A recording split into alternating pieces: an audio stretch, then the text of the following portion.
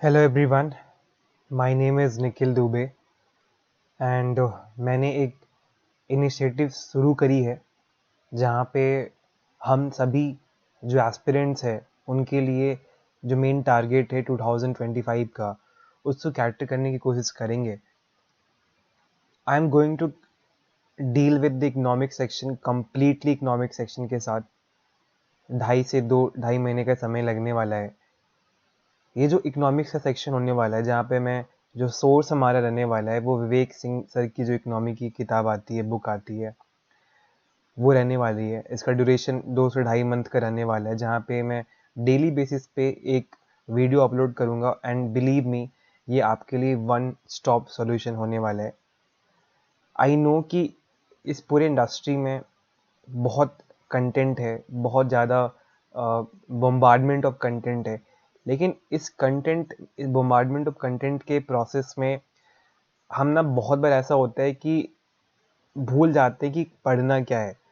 तो मेरा जो कंट्रीब्यूशन रहने वाला है, जो मैं ट्राई करूँगा कि मैं जो आपके लाइफ में थोड़ी सी कंट्रीब्यूशन दे सकूँ, वो यही रहने वाला है कि जो भी एक एस्पिरेंट के पर्सपेक्टिव से जो हमें दिक्कतें आती हैं वो सॉर्ट आउट की जा सके।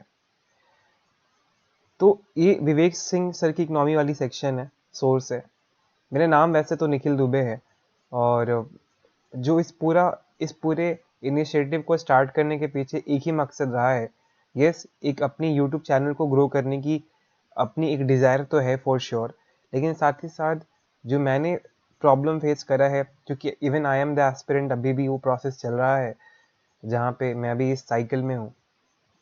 तो इसी में ना हमेशा से मन में रहता है यार कि कैसे इस चीज़ को टैकल किया जाए, कैसे इस प्रॉब्लम को टैकल किया जाए कि कौन सा बुक पढ़ना है। जैसे इकोनॉमिक्स में एक बहुत बड़ा दिक्कत क्या आता है कि इकोनॉमिक्स में पढ़ना क्या है वो तो ठीक बात है, लेकिन कौन से सोर्सेज को फॉलो करना है। अगर अगर आप मृणाल पटेल सर की बुक देखोगे या उनके हैंडआउट को देखोगे, no doubt he is a very great man. उन्होंने बहुत अच्छा पढ़ाया है बच्चों को, हमें भी पढ़ाया है अच्छा। लेकिन उनकी जो हैंडआउट आती है वो 1250 पेज की हैंडआउट है और उसको रिवाइज करना टाइम लगिन वो एक बहुत डिफिकल्ट चैलेंज हो जाता है। उसके बाद हमारे पास अदर भी सोर्सेस है, जैसे कि एक कुछ लोग बोलते हैं कि मिश्रा जो एक पब्लिकेशन की बुक आती है मिश्रा एंड पुरी की, क्या ये पढ़ना सही है? नहीं, ये आप नहीं पढ़ना चाहिए। आपको मेरी एडवाइस तो ये है कि इसे आपको नहीं पढ़नी चाहिए, बहुत बल्कि बुक है। ऑप्शनल के बच्चे जनरली इसे प्रेफर करते हैं। फिर दूसरी आती है कि उम एंड कपिला की बुक पढ़नी चाहिए क्या? नहीं, ये भी बहुत बल्कि बुक है। तो मैं यहाँ पे किसी की मार्केटिंग नहीं कर रहा हूँ, लेकिन हाँ, मैंने विवेक सिंह की इकोनॉमी की जो किताब आती है मैंने पढ़ी है और वो आई थिंक पूरे इस इंडस्ट्री में, पूरे इस यूपीएससी के प्रोसेस में सबसे कॉम्पैक्ट जो चीज़ है, जो बुक है, वो मुझे इकोनॉमिक्स की लगी, विवेक सिंह इकोनॉमी की किताब ही लगी है। तो मैं उन्हीं को फॉलो करने वाला हूँ, उन्हीं के सोर्स को मैं यूज़ करने वाला हूँ एज अ सोर्स, और जिसके थ्रू मैं आपको पूरे इस इकोनॉमिक्स की जर्नी में आगे लेके जाऊँगा। उन्हीं के कंटेंट को मैं यूज़ करने वाला हूँ। बात बहुत सिंपल से, यहाँ पे कोई भी चीज़ मैं छुपाने के लिए नहीं आया हूँ कि मेरे अपने कंटेंट है, नहीं, क्योंकि मैं अभी उस स्टेज पे नहीं हूँ कि मेरे अपने कंटेंट होंगे। हाँ, मैंने अपने नोट्स बनाए हैं, लेकिन सबसे अच्छा बात है कि अगर मैंने रॉ मटेरियल यूज़ करा तो आपको ये समझ में आएगा कि मैं यूज़ कहाँ से कर रहा हूँ और मैं आपके साथ ऑनेस्ट हूँ। और सबसे इम्पोर्टेंट है कि इस पूरे प्रोसेस में जब हम लोग पढ़ेंगे इकोनॉमिक्स के बारे में, तो हम लोग उसको ना पहले तो करेंगे कैसे। जैसे अभी मैंने बताया कि ये सारी चीज़ें हैं, तो देखो करेंगे क्या कि सबसे पहले हम लोग इसमें एक मिनट, हाँ, ठीक। तो पूरे इकोनॉमिक्स को अगर हम लोग देखने की कोशिश करेंगे, तो इसमें हम लोग पहले फंडामेंटल्स को समझेंगे।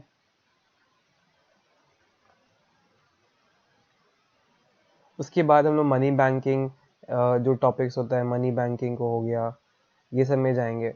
उसके बाद धीरे धीरे हम लोग और आगे प्रोसीड करेंगे, लेकिन सबसे पहला जो काम होगा हमारा कि फंडामेंटल्स जानेंगे कि फंडामेंटल्स का मतलब क्या है। यार, इकोनॉमिक्स का मतलब क्या होता है ना? इकोनॉमिक्स कहते किसे हैं? उसके बाद हम देखेंगे कि उसमें इकोनॉमिक जो टाइप्स होते हैं, मिक्स्ड इकोनॉमी क्या है, कैपिटल मार्केट किसे कहते हैं, गुड्स किसे कहते हैं, ये कैपिटल गुड्स क्या है, ये कंजम्पशन गुड्स क्या है, ड्यूरेबल गुड्स क्या है, ये सारी चीज़ें देखेंगे। फिर हम लोग देखेंगे जीडीपी, जो बेसिक बेसिक टर्म्स होता है। यूपीएससी की पढ़ाई कर रहे हो और पता चलता है कि जीडीपी का मतलब भी समझ में नहीं आता है। इवन आज भी ऐसे बहुत सारे लोग हैं जिनको जीडीपी का वाकई में क्या मतलब होता है नहीं पता है। तो ये एक बड़ा चैलेंजिंग टास्क होता है कि मतलब बहुत ही डाइल्यूट सा मतलब डेलिकेट टास्क है कि अगर आप पढ़ रहे हो तो इन सारी इन्फॉर्मेशन को भी आपको रखना है। इन्फॉर्मेशन नहीं, ये कॉन्सेप्चुअल क्लैरिटी है। इकोनॉमिक्स में अगर आप रिसेंट टाइम्स में जो पेपर देखोगे तो उसमें एक बात तो समझ में आ रही है कि आप ना सिर्फ कोई भी सोर्स पढ़ लो, अगर आपका कॉन्सेप्ट क्लियर नहीं है ना तो आपको चीज़ें मुश्किल लगने वाली हैं। क्योंकि वो डायरेक्टली ये नहीं पूछते हैं कि बता दो कि इसमें कौन सी इकोनॉमी सबसे ज़्यादा प्रोडक्टिव है। नहीं, वो डायरेक्ट नहीं पूछ रहे, वो कॉन्सेप्ट बेसिस पे पूछ रहे हैं कि जैसे कैपिटल आउटपुट रेशियो एक क्वेश्चन है, कैपिटल आउटपुट रेशियो अगर है तो ये पूछते हैं कि अगर किसी देश में वहाँ पे जो कैपिटल है वो बढ़ रहा है और तो वो उस देश के लिए अच्छा है या खराब है, ऐसे पूछेंगे। जब वो इन्फ्लेशन के बारे में पूछेंगे कि किसी देश में इन्फ्लेशन चल रहा है तो वहाँ पे कौन सी पॉलिसी इफेक्टिव होती है, क्या वो वहाँ पे कॉन्ट्राडिक्टरी जो होती है, कॉन्ट्रैक्शनरी पॉलिसी इफेक्टिव होती है या फिर एक्सपेंशनरी पॉलिसी इफेक्टिव होती है। तो ये सब चीज़ सबको समझने के लिए आपको समझना होगा कि इन्फ्लेशन क्या इंपॉर्टेंट है, इन्फ्लेशन क्या है, इन्फ्लेशन का इम्पैक्ट क्या होता है, एक्सपेंशनरी पॉलिसी क्या होती है, ये सब पॉलिसी क्या होती है। Know what I am saying कि इकोनॉमिक्स कॉन्सेप्चुअल ज़्यादा है, इसमें आपको चीज़ें रटनी है, थोड़ी थोड़ी रटनी है कि हाँ जैसे कोर सेक्टर हो जाता है इकोनॉमी का, होता है कोर इंडस्ट्रीज होते हैं, इसमें कौन कौन सी इंडस्ट्रीज है, किस इंडस्ट्री का सबसे ज़्यादा है। ये कोई टेंशन लेने वाली बात नहीं है, मैं हर चीज़ को डील करने वाला हूँ स्टेप बाय स्टेप, बेसिक से लेके जो इंस्टीट्यूशंस है कि वर्ल्ड ट्रेड ऑर्गेनाइजेशन क्या है, भारत का वहाँ पे क्या डिस्प्यूट चल रहा है, अमेरिका कैसे वहाँ पे इंटरफेयर करता है, कैसे भारत की जो एमएसपी है, मिनिमम सपोर्ट प्राइस है, वो कैसे एक एक बॉटल नेक है, कैसे वो एक डिस्प्यूट है, क्यों फार्म बिल पास नहीं हो पाया, ये सब चीज़ हम लोग देखेंगे। 2.5 महीने बस मेरे साथ रहिएगा, आई होप कि मैं आप सभी को कंट्रीब्यूट कर पाऊंगा। तो आज थोड़ा सा देखते हैं विवेक सिंह की इकोनॉमी की पूरी जो क्लास है, उनका जो पूरा स्ट्रक्चर है कैसे है, उस बुक को देखते हैं। एंड आई इसके लिए रिक्वायरमेंट क्या है, इस पूरे इकोनॉमिक्स को साथ में पढ़ने के लिए आपके पास क्या रिक्वायरमेंट है? कुछ नहीं रिक्वायरमेंट है, आप आइए 15 से 20 मिनट हर दिन दीजिए एंड आई मेक श्योर कि आपको और कहीं देखने का ज़रूरत कुछ नहीं पड़ेगा। आई नो कि you will have the trust issue over me कि यार ये तो पहला है, ये तो पहली बार पढ़ा रहे हैं, ये फिर ये पढ़ा रहे हैं, but sometimes and I do feel that बहुत सारे लोगों ने पहली बार ही कभी ना कभी स्टार्ट तो किया होगा। This is first time that I am teaching over YouTube. मैंने कहीं और भी पढ़ाया है लेकिन अपने चैनल पे पहली बार पढ़ा रहा हूँ। पहले बार चैनल ग्रो करना ये अलग प्रायोरिटी है, लेकिन अभी प्रायोरिटी ये है कि आपके पास जो मेरे पास नॉलेज है उसको और बेहतरीन तरीके से आपके लिए कंट्रीब्यूट कर सकूं, जिसके चलते आपको बेनिफिट हो सके। तो लेट्स स्टार्ट आज की क्लास। आज की क्लास बहुत ही लाइट रहेगी क्योंकि हम यहाँ पे आज स्टार्ट कर रहे हैं तो समझेंगे कि इकोनॉमिक्स को डील कैसे करना है ना। मैंने अभी ये बताया कि सोर्सेज क्या रहने वाला है, कितना समय लगने वाला है और क्या क्या चीज़ें होने वाली है। अभी आइए इस बुक को देखते हैं कि इस बुक में है क्या। ये आपको मिल जाएगा विवेक सिंह इकोनॉमी, उनका एक टेलीग्राम चैनल भी है तो वहाँ पे भी आपको मिल जाएगा। तो आइए देखते हैं। देखिए ये है इनका, अगर आप कंटेंट देखोगे कि कैसे इन्होंने बनाया है तो सबसे पहले इन्होंने डील करा है फंडामेंटल्स से।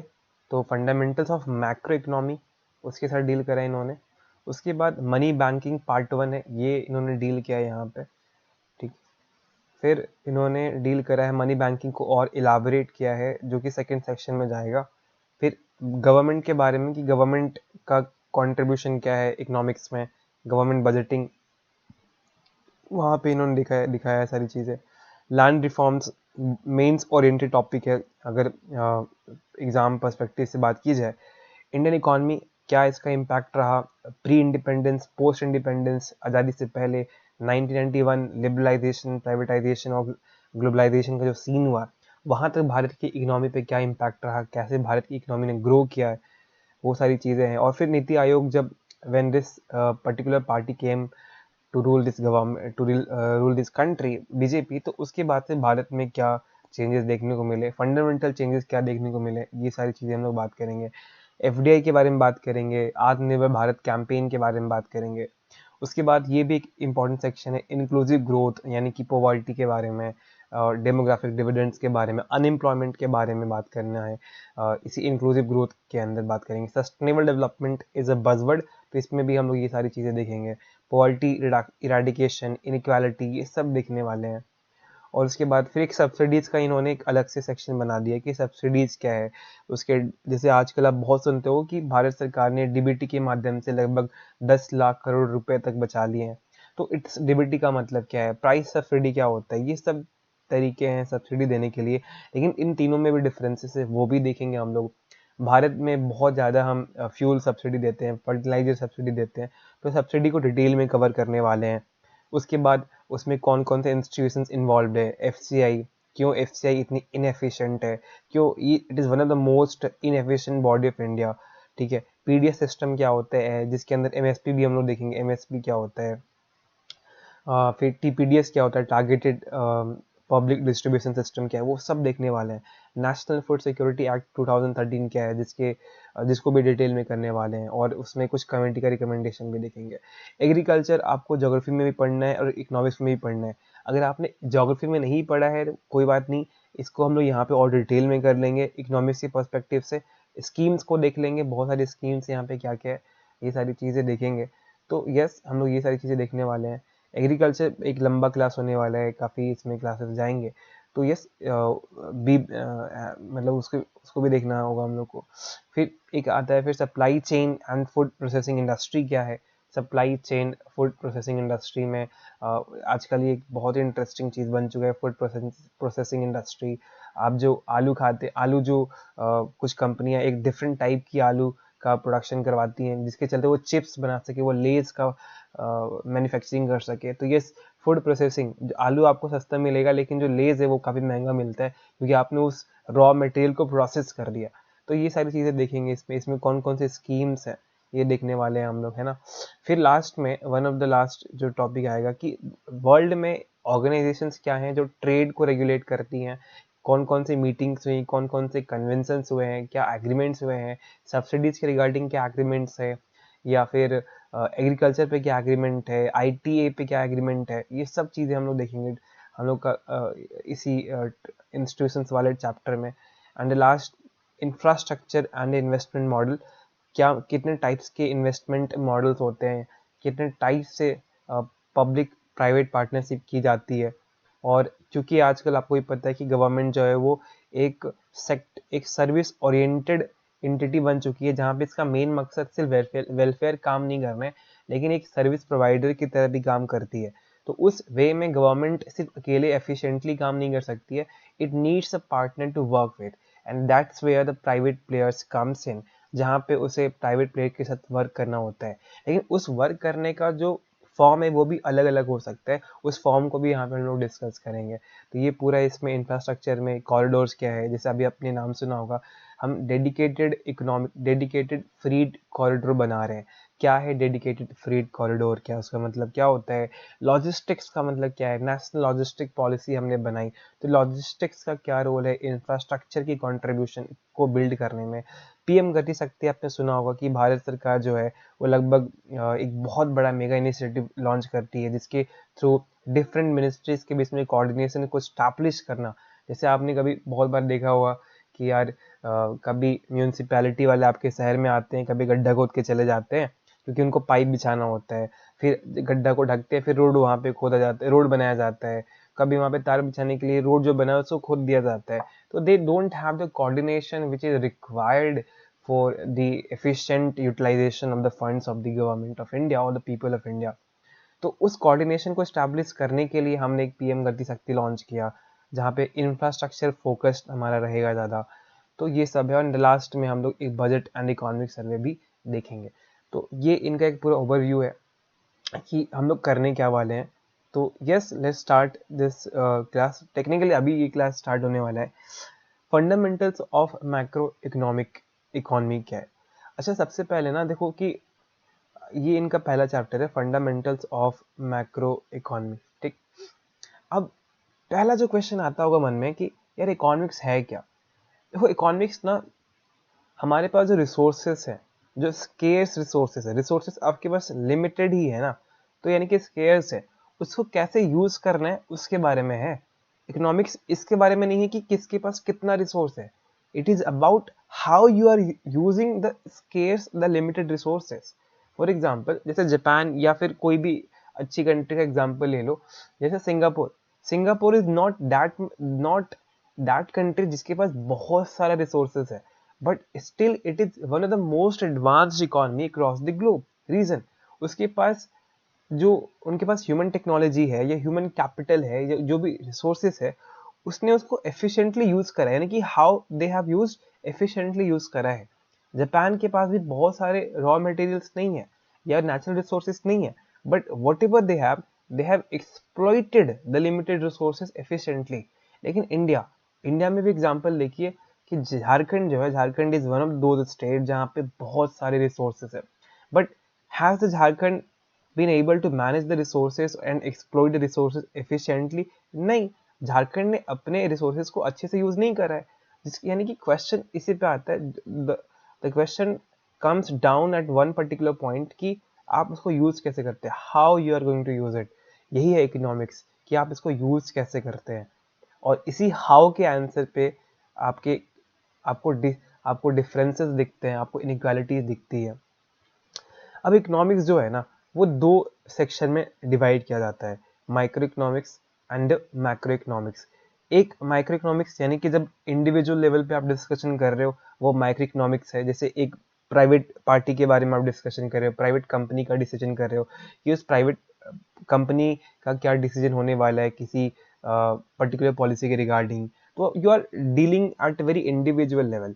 मैक्रो इकोनॉमिक्स कहता है कि अगर सरकार ये चीज लाती है तो उसका ओवरऑल इम्पैक्ट क्या होगा, अगर आरबीआई ये करती है तो उसका इन्फ्लेशन रेट पे क्या इम्पैक्ट पड़ेगा। You are dealing at a very broad level. तो मैक्रो इकोनॉमिक्स ब्रॉड लेवल पे डील करता है, national economy as a whole deal करता है। यूपीएससी का सिलेबस भी जो है वो सिर्फ मैक्रो इकोनॉमिक्स के पर्सपेक्टिव से ही ज्यादा इंपॉर्टेंट है। ऑप्शनल वाले बच्चों को या फिर जो ऑप्शनल जिनका इकोनॉमिक्स है उनको माइक्रो इकोनॉमिक्स, इंटरनेशनल रिलेशन और डिटेल में जाना पड़ता है। लेकिन हमारे लिए जो जीएस के पर्सपेक्टिव से हमारे लिए क्या इंपॉर्टेंट है कि हम नेशनल इकोनॉमी को as a whole macro economics के पर्सपेक्टिव से देखने की कोशिश करेंगे। ऑलराइट, ठीक है।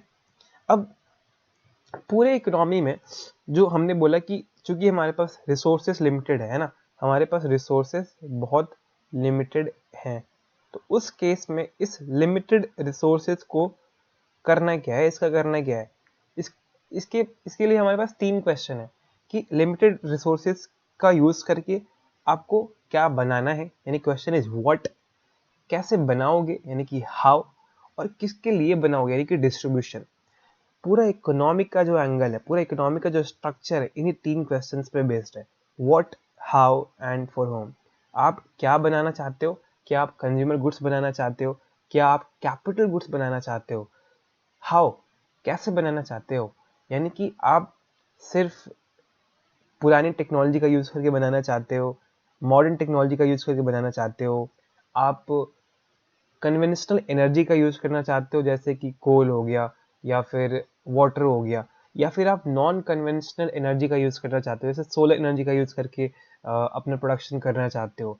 फिर आता है क्वेश्चन कि होम, फॉर होम किसके लिए बनाना चाहते हो, क्या आप उस rich section of the society को कैटर करना चाहते हो, या फिर आप डीप डाउन या बॉटम द लाइन जो लोग हैं जिनके पास पैसे बहुत कम है, जो बहुत गरीब हैं, उनके लिए बनाना चाहते हो। यानी कि डिस्ट्रीब्यूशन कैसे करना चाहते हो पूरे देश में, पूरे विश्व में। एक जो पैरामीटर है इनइक्वालिटी कितना है, ये भी तो एक क्वेश्चन आता है ना, कि आप तरक्की तो कर रहे हो लेकिन आपके देश में इनइक्वालिटी कितनी है।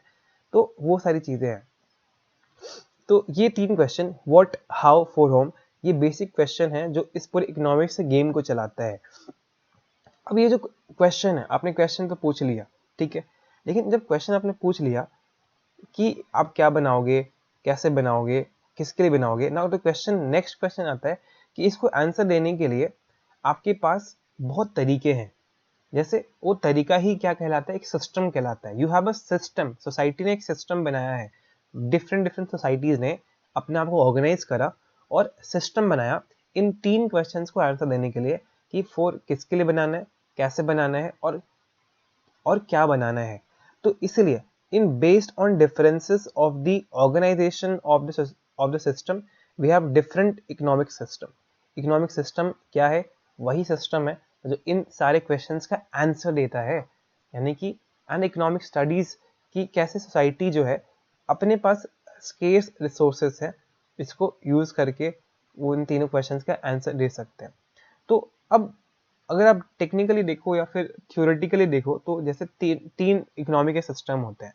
कैपिटलिस्ट इकोनॉमिक सिस्टम, दूसरा एक आपको मार्केट इकोनॉमी दिखाई देता है, और उसके बाद जहाँ आता है, जैसे पहले यहाँ पे देखते हैं कि सॉरी, एक कैपिटलिस्ट सिस्टम दिखाई देता है, दूसरा मिक्स्ड इकोनॉमिक सिस्टम दिखाई देता है, और कैपिटलिस्ट, मिक्स्ड और एक सोशलिस्ट, आप कह सकते हो सोशलिस्ट सिस्टम दिखाई देता है। ठीक है, अगर आप यूनाइटेड स्टेट्स में देखो, जहां पे हम बात करते हैं कि मार्केट इकोनॉमी, एक अगर इसको और थोड़ा सिंप्लीफाई करें तो पूरी जो इकोनॉमी है, इकोनॉमिक जो सिस्टम है, वो दो सेक्शन में डिवाइड कर सकते हैं। एक मार्केट इकोनॉमी जहाँ पे हर चीज़ मार्केट डिसाइड कर रही है, आप वहाँ पे कोई इंटरफेरेंस नहीं कर रहे।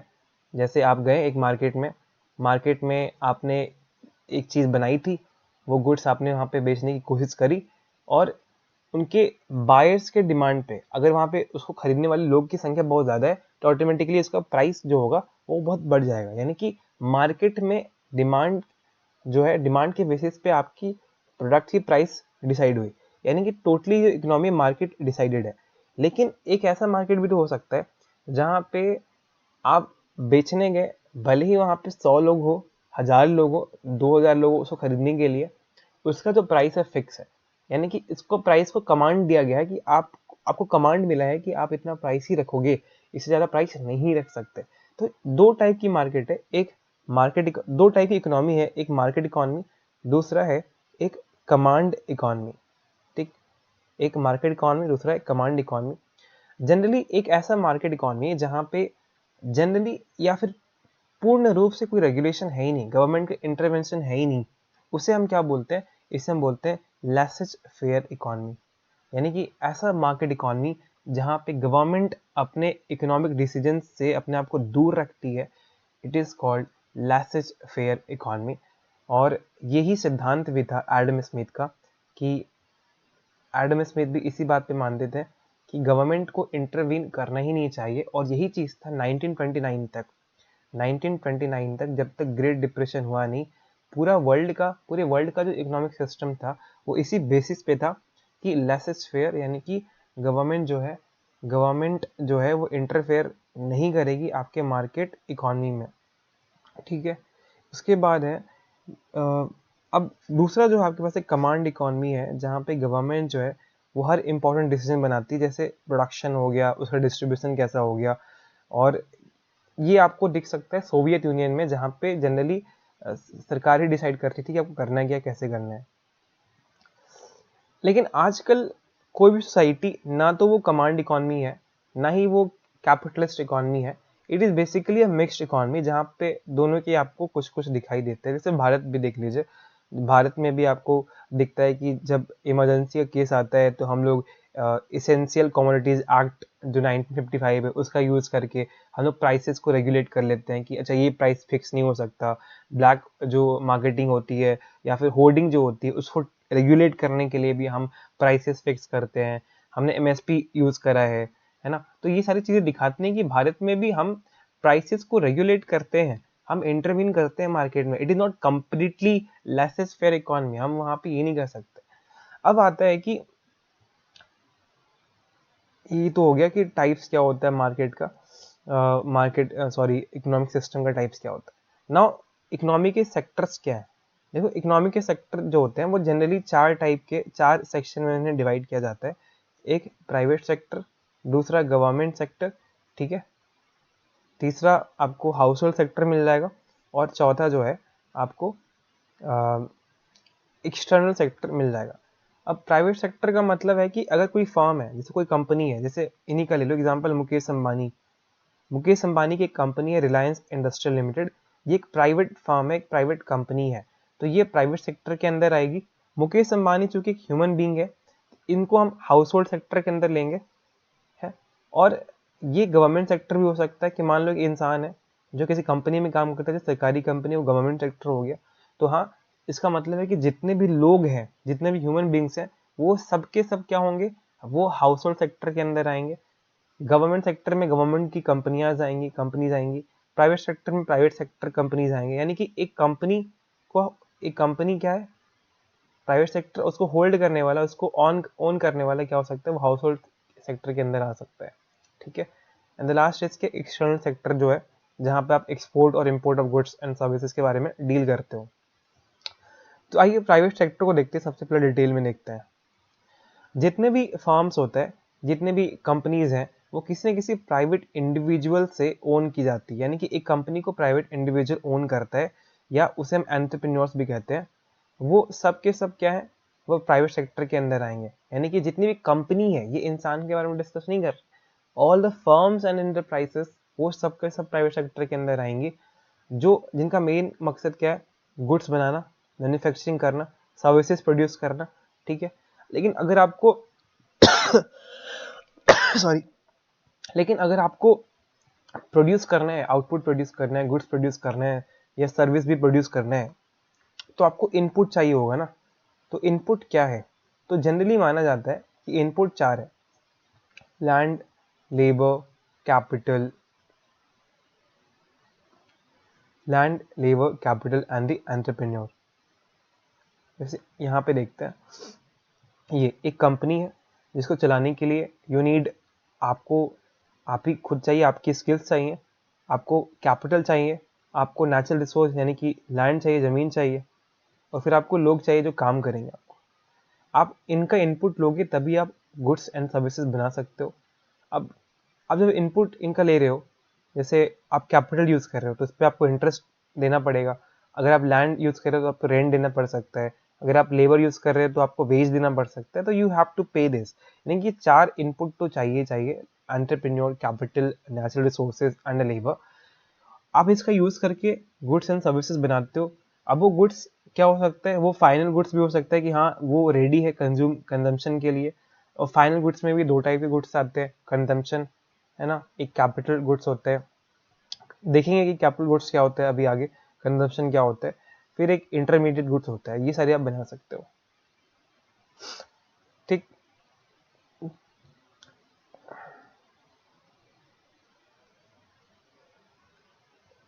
आइए देखते हैं कि टाइप्स ऑफ गुड्स के टाइप्स क्या होते हैं। एक होता है इंटरमीडिएट गुड्स।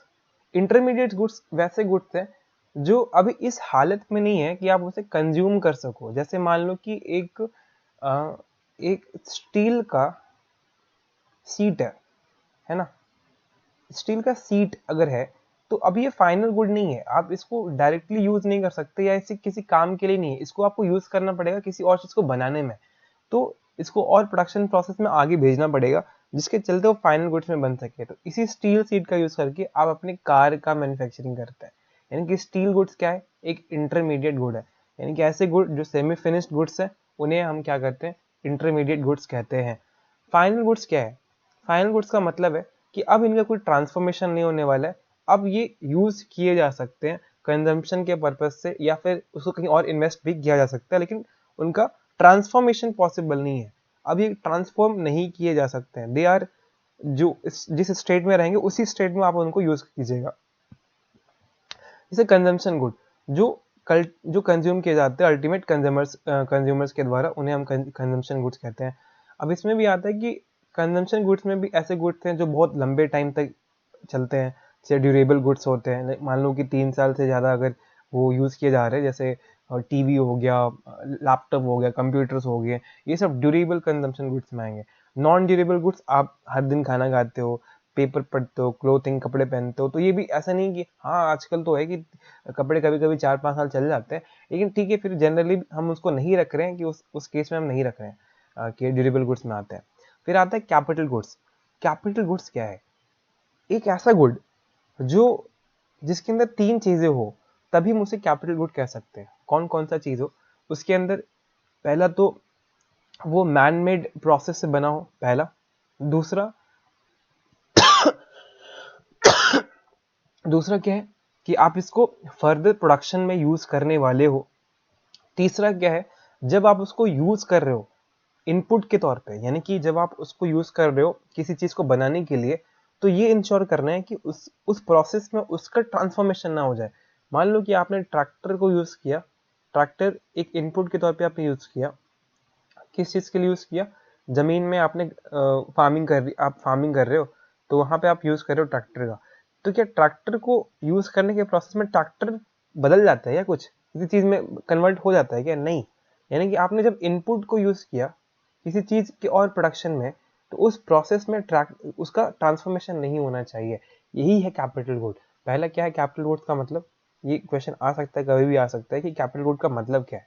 मतलब वो एक स्टेटमेंट दे देंगे और बोलेंगे इसमें से कौन सी बातें हैं जो कैपिटल गुड्स के रिगार्डिंग सही है।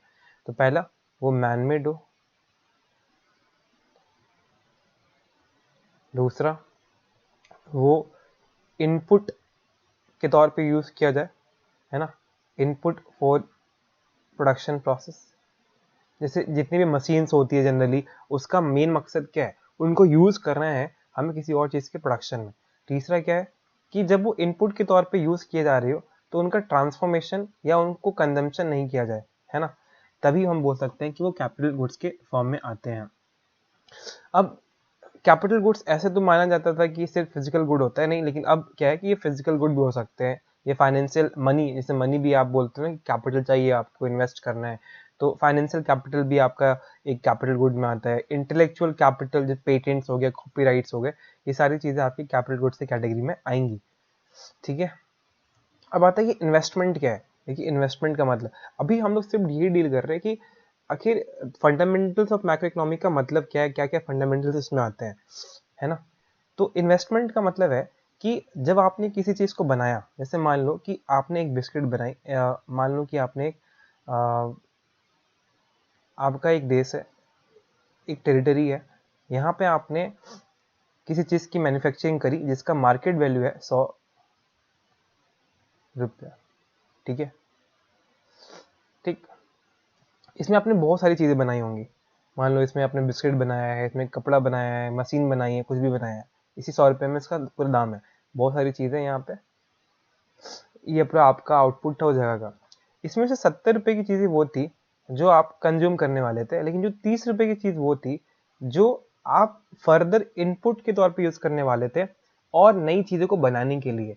यानी कि 30 रुपीज की चीजें वो है जो आप कंज्यूम नहीं करने वाले हैं, आप उसको यूज करने वाले हैं किसी और चीज की मैन्युफैक्चरिंग में, किसी और चीज की प्रोडक्शन में। तो इन्वेस्टमेंट वही चीज है, आपके फाइनल आउटपुट का। ये जो 100 रुपया है, ये जो फैक्ट्री में भी अगर एग्जांपल देखो आप, एक फैक्ट्री जिसका दाम है 1 लाख रुपए है, ये टोटल आउटपुट मान लेते हैं इसमें से, जिसमें से 700 मान लो कि 70,000 मान लेते हैं, 70,000 मान लेते हैं कि जो भी है, खैर। तो टोटल आउटपुट मान लेते हैं कि जितना भी था 100 था, उसमें से 70 जो चीजें थी आपने कंज्यूम करनी थी, और 30 वाली जो चीज थी आपको कैपिटल के तौर पे इन्वेस्ट करना था। इन्वेस्टमेंट वही है, आपके फाइनल आउटपुट का वो पार्ट जिसमें फिजिकल कैपिटल गुड हो, उसे हम इन्वेस्टमेंट कहते हैं। यानी कि टोटल आउटपुट में से वो सेक्शन, यानी कि 100 में से जो सेक्शन 30 वाला है, ये सेक्शन जो फिजिकल कैपिटल गुड्स के फॉर्म में हो, जिसे आप क्या कहेंगे, ग्रॉस इन्वेस्टमेंट कहेंगे। यानी कि इसे आप इन्वेस्टमेंट कहेंगे, या ग्रॉस कैपिटल इन्वेस्टमेंट के नाम से भी, या ग्रॉस कैपिटल फॉर्मेशन के नाम से भी, जीसीएफ, ग्रॉस कैपिटल फॉर्मेशन के नाम से भी जान सकते हैं ये। ठीक है, जैसे फॉर एग्जांपल मान लो कि भारत का एग्जांपल लेते हैं यहाँ पे,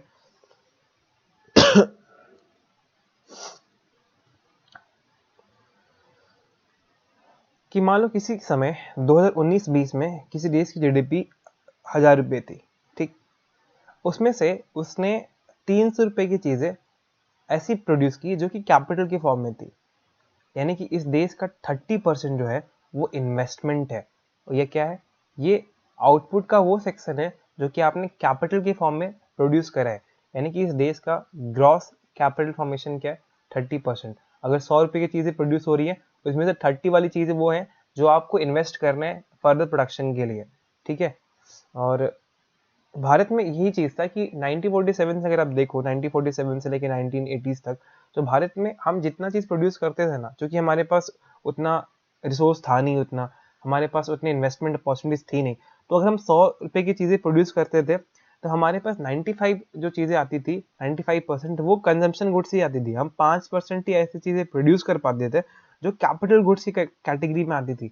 लेकिन ओवर टाइम ये चीज़ें बदली हैं और रिसेंट टाइम्स में अगर आप देखोगे तो 30 से 35% जो है हमारा भी ग्रॉस कैपिटल फॉर्मेशन रहा है, 30% के आसपास। China is way ahead in this particular arena. उसका हमेशा से टारगेट रहा है कि 40% से ज़्यादा उसका ग्रॉस कैपिटल फॉर्मेशन रहे। तो ये जितना आपका ग्रॉस कैपिटल फॉर्मेशन रहेगा आपकी जीडीपी के परसेंटेज का, उतनी आपकी इकोनॉमी के लिए बहुत ही अच्छी चीज़ है, बहुत अच्छी वाली बात है। एक टर्म आता है डेप्रिसिएशन। तो डेप्रिसिएशन का मतलब क्या है? Depreciation is the wearing out of the equipment. जैसे मान लो कि अगर आप एक मशीन यूज कर रहे हो, है ना, मशीन का मार्केट वैल्यू है 300 रुपये, यानी कि ये कैपिटल गुड ही है, मशीन तो कैपिटल गुड है, यानी कैपिटल का वैल्यू कितना है? 300 रुपये। लेकिन इस मशीन को यूज करने के प्रोसेस में आपका मशीन का मार्केट वैल्यू कम भी तो होता है। जैसे वो क्या बोलते हैं, वैल्यू घटते जाता है हर साल, है हर साल उसका डेप्रिसिएशन होता है, हर साल उसका वैल्यू घटता है। जैसे मान लो कि हर साल उसका वैल्यू 50 रुपये घट रहा है, तो 2 साल के बाद 100 रुपये घट गया, तो अब उसका मार्केट वैल्यू क्या है? 200 रुपये हो गया। तो उस डेप्रिसिएशन को भी आपको उस कैपिटल गुड में डालना पड़ेगा।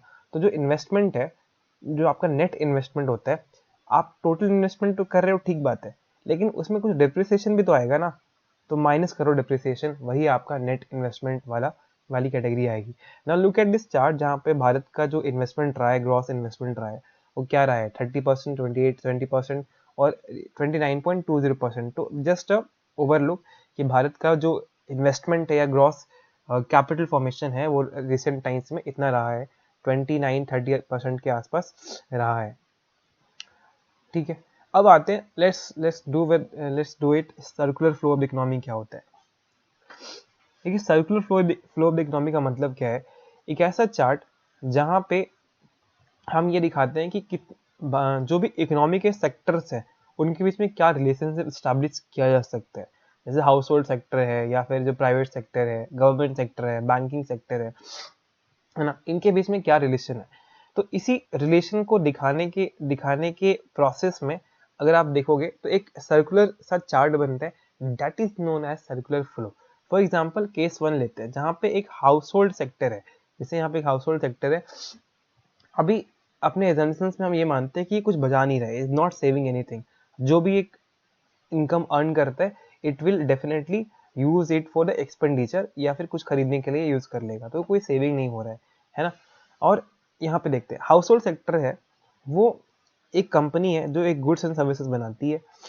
इस हाउस होल्ड में के जो लोग हैं इस कंपनी में काम करते हैं, अपना सर्विसेज देते हैं। इस सर्विस के लिए इनको क्या मिलेगा? इनको अपना पेमेंट मिलेगा। जो लोग हैं, जैसे एक एंटरप्रेन्योर को अपना प्रॉफिट मिलेगा, एक लेबर को अपना वेज मिलेगा, एक लैंड अगर यूज किया जा रहा है तो उनको रेंट मिलेगा, और जो कैपिटल है तो उसमें इंटरेस्ट मिलेगा। ये सारी चीजें मिलेंगी यहाँ पे। अब ये कंपनी क्या करेगी? गुड्स एंड सर्विसेज बनाई, जैसे बर्गर, तो ये किसको देगी? हाउस होल्ड को देगी। और इसी को लेने के लिए हाउस होल्ड जो है वो अपना एक्सपेंडिचर भी इस पे करेगा। एक सर्कुलर फ्लो का चार्ट बन गया यहाँ पे। ठीक है,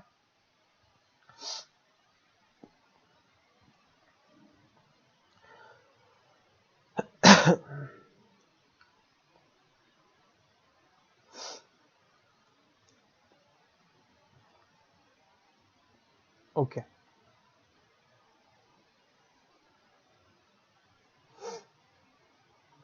नाउ अगर थोड़ा सा और इसको नीचे जाके देखते हैं कि यहाँ पे हो क्या रहा है। यहाँ पे आप देखिए, ये जो कंपनी जो भी चीज़ बना रही है, बर्गर बना रही है या कुछ भी बना रही है, तो इसका एक मार्केट वैल्यू आया, कि मान लेते हैं इसका 100 रुपये मार्केट वैल्यू आया। ये जो मार्केट वैल्यू है गुड्स एंड सर्विसेज का, इसे ही हम क्या बोलते हैं? इसे हम जीडीपी बोलते हैं। किसी भी देश के अंदर, उसकी डोमेस्टिक टेरिटरी के अंदर, अगर उनके गुड्स एंड सर्विसेज का जो दाम आता है, उसका जो मार्केट वैल्यू होता है, उसे हम क्या बोलते हैं? उसे हम बोलते हैं जीडीपी। अब उस डोमेस्टिक टेरिटरी में कोई भी लोग बनाए, चाहे वो फॉरेन का इंसान बनाए या फिर भारत के लोग बनाए, अगर भारत के अंदर वहां प्रोडक्शन हो रहा है और उस अंदर प्रोडक्ट प्रोड्यूस किए गए प्रोडक्ट्स का मार्केट वैल्यू पूछा जा रहा है और वो निकल रहा है, तो वो आपका जीडीपी है।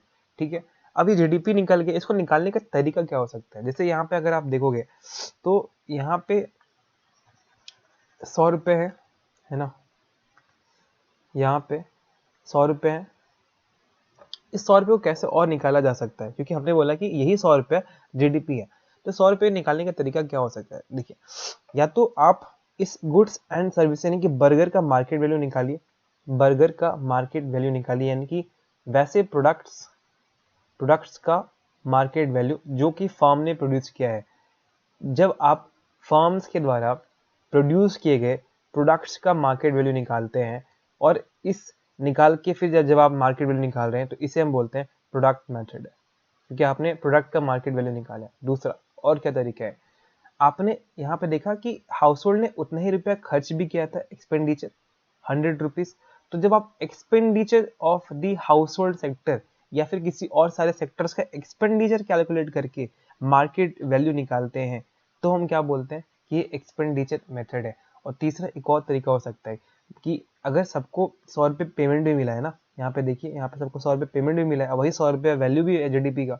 तो जब आप इनकम, क्योंकि ये इनकम ही है ना इनको, इनके लिए फैक्टर पेमेंट क्या है, हाउस होल्ड के लिए इनकम है। तो जब आप income of the house hold sector को भी कैलकुलेट करेंगे, और तब उसके थ्रू आप अगर ये 100 रुपीज का वैल्यू निकाल रहे हैं, तो ये इनकम मेथड है। ये तीनों मेथड क्या यूज किए जाते हैं, प्रोडक्ट मेथड, इनकम मेथड और जो एक्सपेंडिचर मेथड है, इसका यूज किया जाता है भारत में, मतलब जीडीपी को कैलकुलेट करने के लिए यूज किया जाता है। ठीक है, ये बात ध्यान में रखना है आपको। और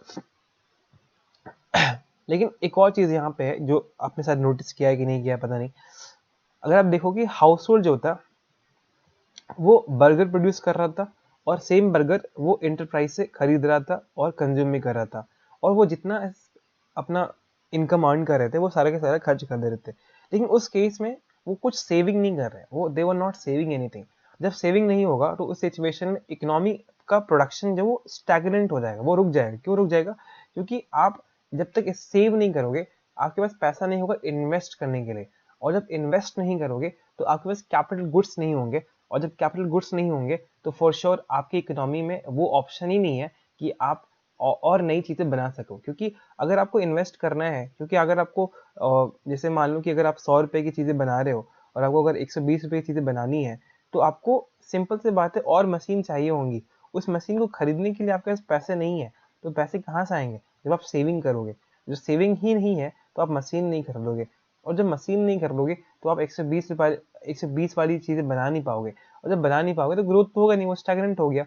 इसलिए सेविंग इज वेरी इंपॉर्टेंट। जिस देश में सेविंग ज्यादा होता है वहां पे इन्वेस्टमेंट ज्यादा होगा, और जहाँ पे इन्वेस्टमेंट ज्यादा होगा उस देश का इकोनॉमिक ग्रो करता है।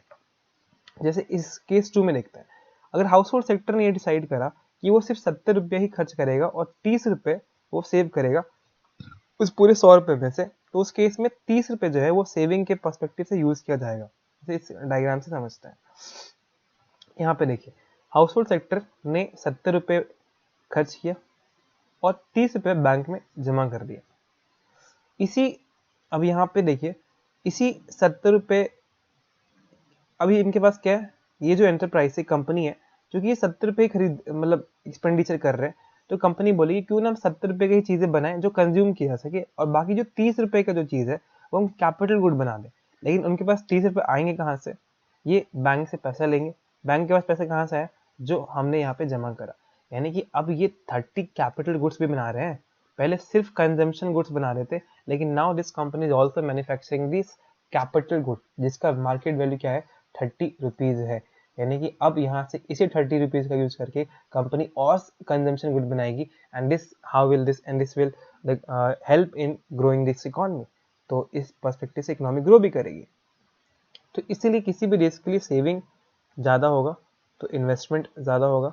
इन्वेस्टमेंट ज़्यादा है मतलब ग्रॉस कैपिटल फॉर्मेशन ज़्यादा है, ग्रॉस कैपिटल फॉर्मेशन ज़्यादा है, इसका सिंपल सा मतलब है इकोनॉमी ग्रो करेगी, एज सिंपल एज दिस। तो जिस देश में सेविंग रेट हाई होता है उस देश की इकोनॉमी काफ़ी बूम करती है, ये आपको हमेशा याद रखना है। तो नेक्स्ट क्लास में हम लोग देखेंगे जीडीपी को और डिटेल में देखेंगे।